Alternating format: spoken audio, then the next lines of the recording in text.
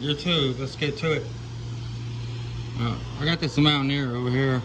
A customer brought me. It crunk up, but every time it hit the gas, it'd want to die.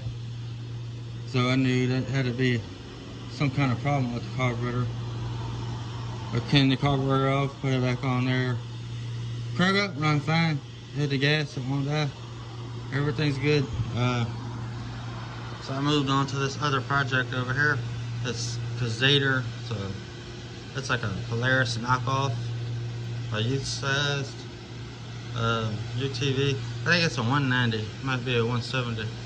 Like I tried to crank that one, and all you hear was a click, click, click, click. So I thought it was a solenoid or starter problem. Nope, that wasn't it.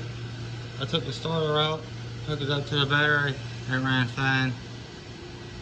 So I grabbed the flywheel and tried to spin it by hand, and it wouldn't spin, so I knew something was going on.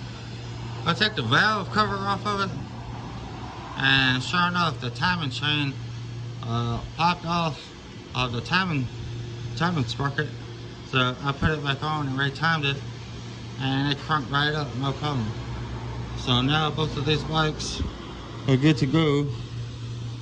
While in the meantime, I'm gonna put the chain back on this 3-wheel. So, and every time I get finished repairing the 4-wheeler at my shop, I put a little sticker on it.